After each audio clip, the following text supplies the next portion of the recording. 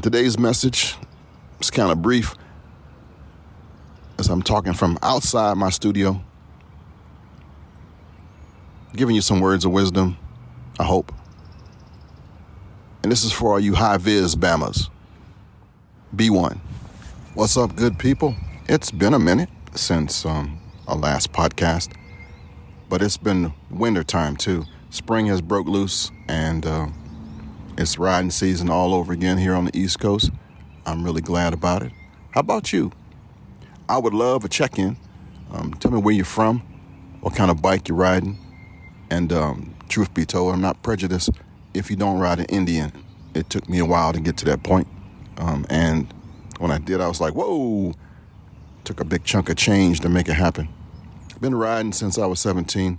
I've had everything, except for a crotch rocket. I've always rode cruisers or touring bikes, even when it wasn't cool. But I love to ride. I'm hoping that you do too. Share your stories. Let me know what's going on with you in your world. I'm still going through the 11th-month ordeal with my wife, and it's messed me up on the inside. Thank God for wind therapy. Thank God for brothers like you that ride. And if the sisters are out there listening, let me know that you're out there too. Welcome to Indian Motorcycle Radio, and I'm your host, Reverend Ken Blanchard. This is the show about Indian motorcycles and the people that ride and love them.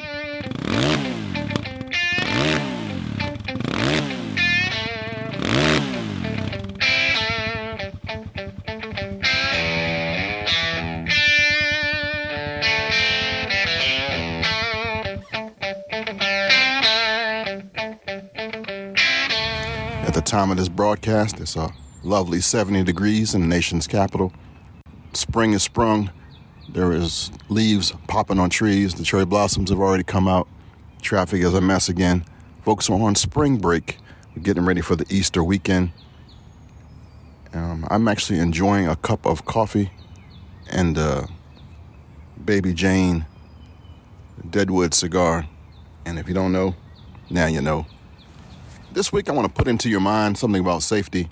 I was riding yesterday and I saw a really bad accident, of course, and not sure about the biker, but his bike was totaled, and traffic was a mess around the Beltway, which usually doesn't take much.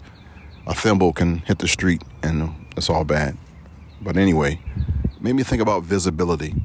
I saw a BMW guy with a bright, high-vis yellow jacket, and I saw him for miles, cutting through traffic. And then I saw another guy, much cooler, of course, with a black leather jacket, black pants, black helmet, and I didn't notice him until I got, hundreds of yards from him, and I thought, it's cool and all to be cool, but how about being alive? So I went to my favorite vendor of leather shop goods, and the dude said, yeah, we used to have those high-vis jackets and vests, but they didn't sell. And I thought, yeah, they are ugly as hell. But you know what? I'm going to be looking online for a high-vis vest to go over my leathers, over my ballistic nylon. Because I just want to arrive alive. I want these caged guys to see me coming. They can hear me, but they can't always see me. And I ride on a military base. And for the soldiers, they have to wear X amount of high visibility stuff on base. It's a requirement. And every base is a little different for safety. But the common sense thing is you want to be seen by those folks in the cars, by the folks that are watching television on their phones, for the folks who are putting on their makeup, for the folks who are doing the eyeliner in the rearview mirror, the guys I'm talking about that are doing that. There's some stuff you will see as you ride by these drivers. So it's better if they see you coming, if they see you departing, if they see you moving, that they can adjust and actually pretend like they're driving their car this time. You feel me? High vis is the word for today.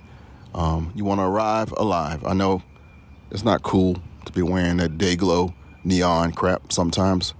I've been riding again since 77, thereabouts. And I just want you to think about it. Add some reflective crap. I mean, some bright stuff. Not just try to be discreet with it because you're ashamed. I'm talking about make it so that they can see your big behind when you change lanes. I know they hear you, but I want them to see you too. Just a tip. It's not a sermon. I don't want anybody listening to me to be a statistic. You feel me? Here's the cool part. You can wear that day glow crap while you cruising the highway. And then once you pull over and you go on into a club or patio place, to cool out, you can tuck that thing away in your saddlebags or put it away. But while you're up on 2, let them jabronis see you, please. And because I got some good people on here, let me give you a true update of what's going down. My wife had the surgery, right? And she had a second surgery just passed about 3 weeks ago. And they installed a shunt into her skull, of all things, for the over fluid that she had in there built up from all this surgery. And it was like cutting on a switch. She started talking like right after that. And her cognitive abilities, meaning what she knows and remembers, is like coming back more every day. She blanked out the last 10 months, pretty much all of life. She doesn't remember hardly anything, and has like this fake reality going on where she thinks that she only had one surgery, this last one, and she don't remember being in any of the other places. She thinks she bought a new car, that she just retired. I mean, it's like she just woke up from a sleep, and it's pretty cool in some ways.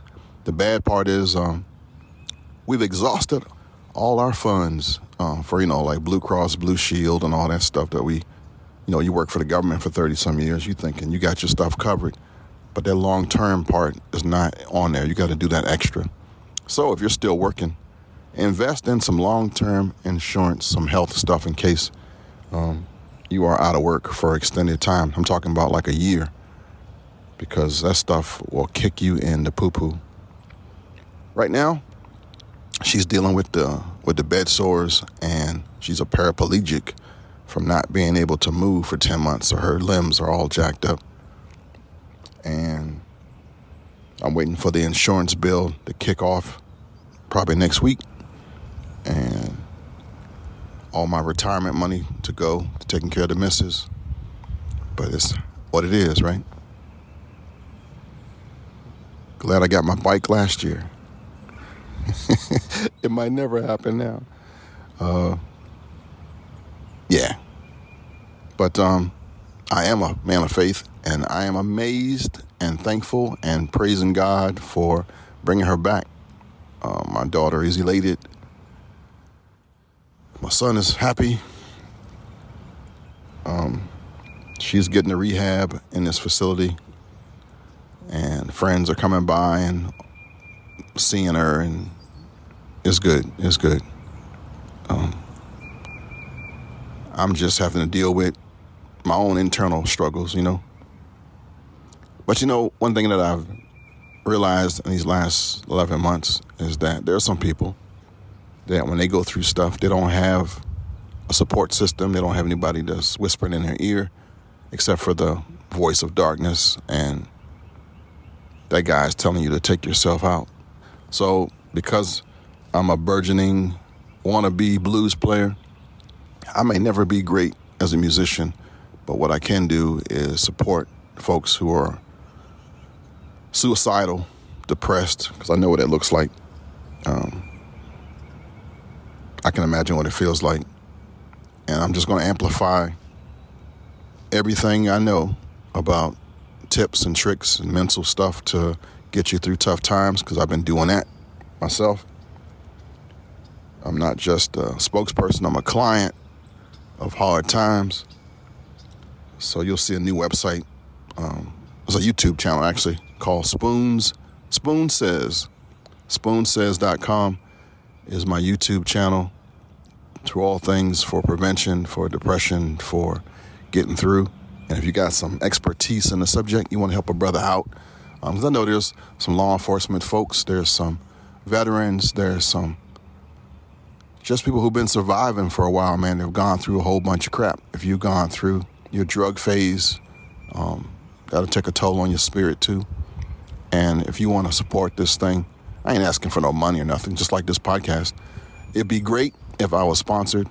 But my job is just to be the rainbow in somebody's cloud. That's how I'm rolling right now. Sometimes you do get stuff back. Not all the time, but sometimes you do. So, SpoonSays.com is that. The wife is doing better. I'm managing my stress. Plan on putting 2 on and riding in a little bit. Again, just taking a pause to talk to you, let you know what's going on with your fella, your brother from another mother. And until the next time. If you like the show, please tell a friend, subscribe, and if you'd like to buy me a coffee, there'll be a link in the show notes. Help support the show. Listener supported. IndianMotorcycleRadio.com. Think about wearing that high vis. All right, my friends, that's it for this week. I want to thank you for listening, downloading, and subscribing to your favorite righteous podcast, Indian Motorcycle Radio. Now may the road rise up to meet you. May the wind be always at your back. May the sun shine warm upon you. And until we meet again, may God hold you in the hollow of his hand. Kickstands up. Let's ride.